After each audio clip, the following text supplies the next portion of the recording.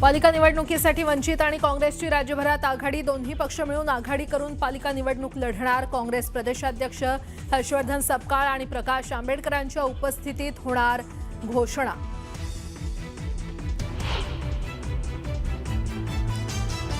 बारामतीतल्या Sharad Pawar centre of excellence in artificial intelligence विभागाच्या नूतन इमारतीचं उद्योगपती अदानी यांच्या हस्ते उद्घाटन। कार्यक्रमस्थळी रोहित पवार, अजित पवार आणि अदानी एकाच कारमधून दाखल।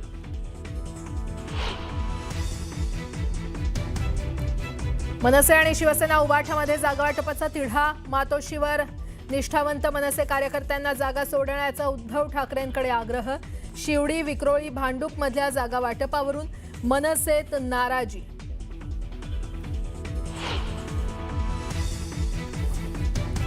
पुण्यात महाविकास आघाडीची आज पुन्हा बैठक, तिन्ही प्रमुख पक्ष प्रत्येकी 50 जागा लढवणार असल्याची सूत्रांची माहिती।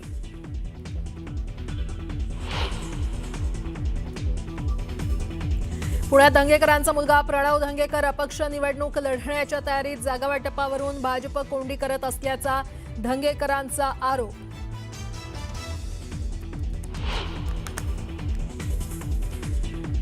गुंडबंधू आंदेकरनं अर्ज अर्धवटच भरल्यानं तो स्वीकारण्यात आलाच नाही। आंदेकर कुटुंब उद्या पुन्हा अर्ज दाखल करण्याची शक्यता।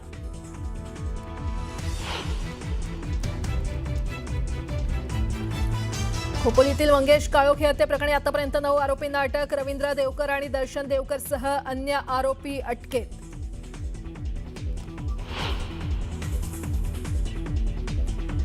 दुधात भेसळ करून मुंबईकरांच्या जीवाशी खेळ, डिटर्जंट पावडर, युरिया आणि रिफाइंड तेल वापरून नामांकित कंपन्यांच्या नावानं दूध विक्री करणाऱ्या रॅकेटचा पर्दाफाश।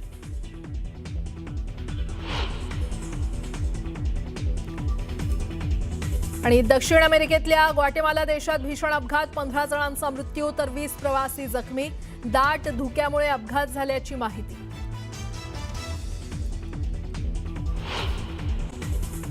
आणि आता पुढची सविस्तर बातमी। मुंबई महानगरपालिका निवडणुकीसाठी राष्ट्रवादी काँग्रेसकडून संपूर्ण जबाबदारी माजी मंत्री नवाब मलिक यांच्यावर देण्यात आली आहे। मात्र नवाब मलिक यांना जबाबदारी देण्यात आल्यानं भाजपकडून नाराजीचा सूर आहे। नवाब मलिक यांच्या कुटुंबात 3 जणांना राष्ट्रवादी काँग्रेसकडून उमेदवारी दिली जाणार असल्याची माहिती समोर आली आहे। यामध्ये नवाब मलिक यांचे बंधू सुद्धा आहेत, तसंच बहिणींचा सुद्धा समावेश आहे। नवाब मलिक यांची पालिका निवडणुकीसाठी कशा पद्धतीनं घराणेशाही सुरू आहे आपण ते ग्राफिक्सच्या माध्यमातून पाहूयात। नवाब मलिक यांचे बंधू कप्तान मलिक यांना प्रभाग क्रमांक 165 मधून उमेदवारी दिली जाणार आहे।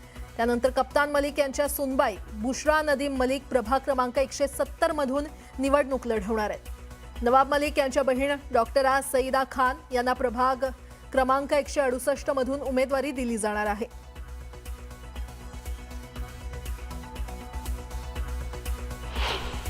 तोपर्यंत मी राष्ट्रीय अध्यक्ष अजितदादा, आमचे उपमुख्यमंत्री, त्याचबरोबर कार्यकारी अध्यक्ष प्रफुल्लभाई यांच्याजवळ चर्चा करेन आणि कदाचित आज संध्याकाळी एक पहिली यादी राष्ट्रवादी काँग्रेस पक्षाची जाहीर होऊ शकते। महानगरपालिका निवडणुकीची उमेदवारी अर्ज भरण्यासाठी 3 दिवस शिल्लक राहिलेले आहेत, तरी देखील छत्रपती संभाजीनगरमध्ये भाजप आणि शिंदेंच्या शिवसेनेतील जागा वाटपाचा तिढा सुटण्याचं नाव घेत नाहीये। शहरात आतापर्यंत तब्बल 9 बैठका झाल्यात, मात्र जागांच्या आकड्यांवरून दोन्ही पक्षांमधील रस्सीखेच कायम आहे। 9व्या बैठकीत देखील तिढा कायम राहिल्यानं आता चेंडू वरिष्ठ नेत्यांच्या कोर्टात गेलाय। जो काही थोडा डिस्प्यूटचा जो भाग आहे तर त्यांनी आम्ही दोघांनी असं ठरवलं की ही चर्चा आपण त्याच्यावर निर्णय घेण्यापेक्षा वरिष्ठांनी त्याच्यावर निर्णय घ्यावा, म्हणून बावनकुळे साहेबांना सुद्धा ती यादी पाठवण्यात आलेली आहे, एकनाथ शिंदे साहेबांनाही पाठवण्यात आलेली आहे आणि सीएम साहेबांना सुद्धा पाठवण्यात आले। या शहरामध्ये आम्हाला युतीमध्येच निवडणुका लढायचा आहे, हा आमच्या दोन्ही पक्षाचा आग्रह आहे आणि म्हणून असलेला किरकोळ वाद कसा मिटेल याचा प्रयत्न आम्ही सर्व दोन्ही बाजूंनी करत आहोत। सन्मानपूर्वक युती करण्यासाठी आम्ही तयार आहोत आणि आम्हाला कुठल्याही परिस्थितीमध्ये सुरुवातीला सांगितलं, सत्तेसाठी नाही, या संभाजीनगर वासियांच्या सेवेसाठी आम्हाला आमचा महापौर बनवायचा आहे। आणि हे करत असताना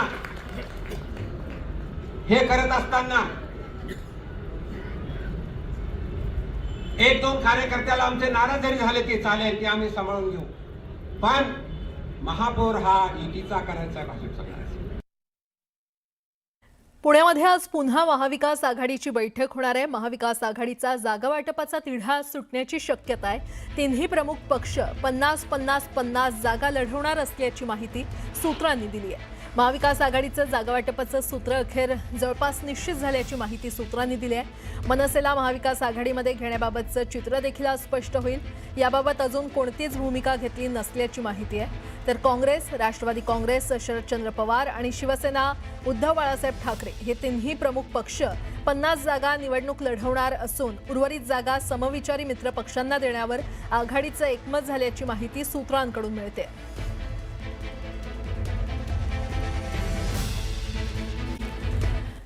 बारामतीमध्ये आज उद्योगपती गौतम अदानी यांच्यासह पवार काका पुतण्या एकाच मंचावर येणार आहेत. यावेळी सुप्रिया सुळेंसह सुनेत्रा पवार आणि योगेंद्र पवार हे देखील उपस्थित राहणार आहेत. Sharad Pawar centre of excellence in artificial intelligence विभागाच्या नूतन इमारतीचा उद्घाटन समारंभ आज पार पडणार आहे.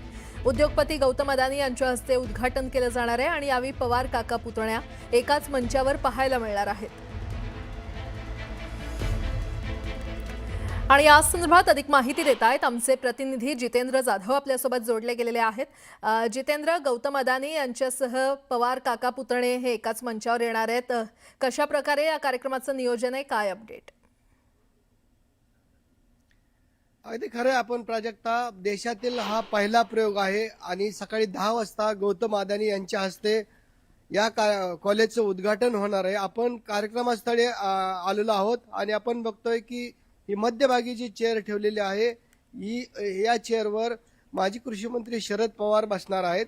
तर त्यांच्याच बाजूला प्रीती अदानी असणार आहेत आणि त्यांच्या बाजूला सुनेत्रा पवार असणार आहेत.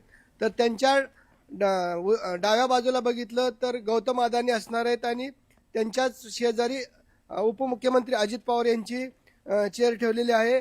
आणि नंतर विठ्ठल शेठ मण्यार आणि बाकीचे आपण जे बघतोय की विद्याप्रतिष्ठान संस्थेचे जे काही ट्रस्टी आहेत आणि नूतन नगराध्यक्ष जे झालेले आहेत सचिन सातव यांना देखील या मंचावर त्या ठिकाणी चेअर ठेवण्यात आलेली आहे. देशातील हा पहिला प्रयोग आहे. आपण बघितलं की शेतीमध्ये यायचं तंत्रज्ञान वापरल्यानंतर साधारणतः 30 ते 40% उत्पादन अधिकच या ठिकाणी मिळू शकतं आणि त्या माध्यमातून पहिला या केव्हीकेच्या माध्यमातून किंवा एआयच्या माध्यमातून प्रयोग करण्यात आला. आणि आपण बघितलंय की जे शेतकरी 40 ते 50 टन एकरी शेतामध्ये ऊस घेत होता त्या ठिकाणी 108 ते 110 टन उत्पादन तो घ्यायला लागलेला आहे. आणि त्या माध्यमातून आता ऊस असेल, केळे असेल, इतर शेतीमध्ये जी काय उत्पादनं आहेत ते घेण्यासाठी आता एआयची वापर केला जाणार आहे. त्यामध्ये पाण्याची बचत होणार आहे, खतांची देखील बचत होणार आहे. आणि पहिला प्रयोग हा बारामतीमध्ये कॉलेजच्या माध्यमातून करण्यात आला आणि या कॉलेजचं उद्घाटन आज गौतम अदानी यांच्या हस्ते होणार आहे. आणि या कार्यक्रमासाठी आपण बघतोय की आता पुन्हा एकदा पवार कुटुंबे या मंचावर एकत्र येणार असल्याचे आपल्याला पाहायला मिळेल. ठीक आहे जितेंद्र, वेळोवेळी अपडेट घेत राहू. तुर्तास धन्यवाद या संपूर्ण माहितीसाठी. 2017 मध्ये अखंड शिवसेनेचे 67 उमेदवार विजयी झाले होते. शिवसेनेने बहुमत मिळवलं होतं. अखंड राष्ट्रवादी काँग्रेसचे 34 तर भाजपाचे 23 उमेदवार जिंकले होते. पण गेल्या काही वर्षात भाजपाची ताकद वाढली आहे. त्यामुळे अधिक जास्त जागा मिळाव्यात अशी भाजपाची मागणी आहे. ठाण्यात शिवसेनेच्या वाट्याला 81 जागा तर भाजपाच्या वाट्याला 45 जागा देण्याची चर्चा आहे. मात्र अजूनही जागा वाटपाचा तिढा सुटलेला नाहीये. राज्याचे उपमुख्यमंत्री एकनाथ शिंदे आणि भाजपाचे प्रदेशाध्यक्ष रवींद्र चव्हाण यांच्यात चर्चेच्या अनेक फेऱ्या झाल्या. मात्र या चर्चेनंतर सुद्धा जागा वाटपाचा नेमका फॉर्म्युला समोर आलेला नाहीये. आणि जे काही फॉर्म्युल्याच्या गोष्टी आहेत किंवा जी भारतीय जनता पार्टीला अपेक्षित आहे युतीमध्ये ती सगळी तपशील जो आहे तो आम्ही त्यांना दिलेला आहे. आणि आम्ही हे देखील सांगितलंय की उद्यापर्यंत आपण याची निर्णय घ्यावा. आम्ही दोन्ही गोष्टी करता तयार आहोत. We are prepared for both the things. Thane जिल्हा उपमुख्यमंत्री एकनाथ शिंदेंचा बालेकिल्ला. पण याच ठाणे जिल्ह्यामध्ये भाजपाचे प्रदेशाध्यक्ष रवींद्र चव्हाण येतात. त्यामुळे ठाण्यातील जागा वाटपावरून दोन्ही पक्षात जोरदार रस्सीखेच सुरू आहे. अशातच जागा वाटपाचा तिढा सुटण्यापूर्वीच भाजपाने नमो भारत नमो ठाणेचे बॅनर्स लावत शिंदेंच्या शिवसेनेवरती दबाव वाढवल्याची चर्चा आहे.